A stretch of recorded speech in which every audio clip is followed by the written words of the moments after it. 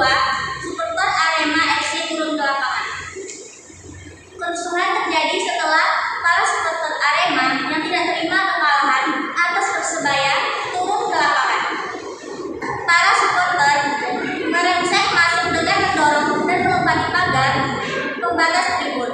Karena massa yang semakin banyak menerobos masuk ke lapangan, polisi akhirnya melontarkan gas air mata ke tribun penonton. Karena aksi tersebut, kepanikan penonton pun semakin bertambah. Karena penonton berlarian menyelamatkan diri, banyak dari mereka yang terinjak-injak dan berdesak-desakan. Menurut Kapolda Jawa Timur, penonton yang terpusat arah larinya ke satu pintu keluar menyebabkan kekurangan oksigen. Setelah kerusuhan tersebut, lobi pemain dan ruang ganti digunakan sebagai pos evakuasi sementara.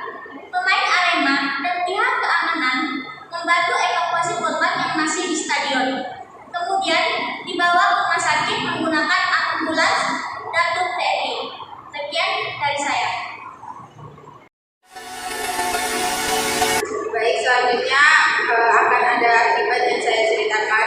Akibat kerusuhan dan insiden saling injak pada tragedi ini, diberitakan 125 orang tewas dan 2 diantaranya merupakan anggota polisi.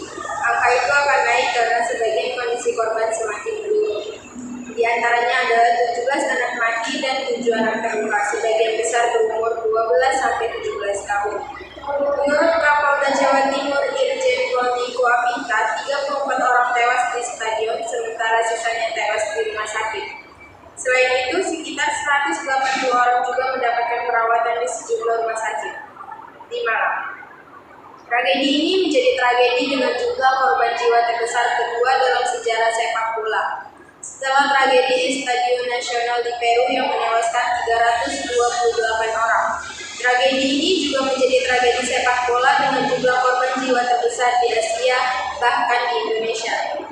Akibat kerusuhan ini juga Liga 1 musim 2022-2023 dihentikan selama 1 pekan oleh PT Liga Indonesia Baru.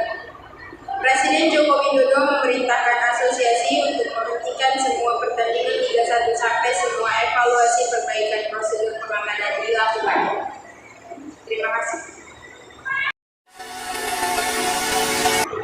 Berdasarkan hasil diskusi kelompok kami, penyelesaian masalah yang dapat digunakan untuk menyelesaikan masalah ini yaitu masyarakat perlu diberikan sosialisasi pentingnya menjaga keamanan satu sama lain dan memiliki sikap malu untuk membuat kerusuhan, sehingga masyarakat tahu perbuatan yang dilakukan merupakan pelanggaran dan harus menerima hukuman.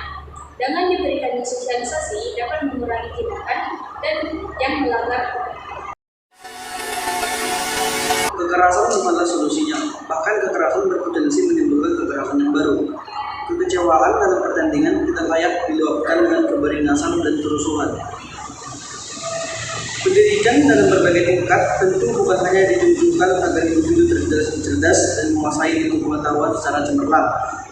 Tetapi, esensi pendidikan adalah lahirnya individu yang berbudi pekerti, yang beretika, yang berintegritas, yang sportif dan taat hukum.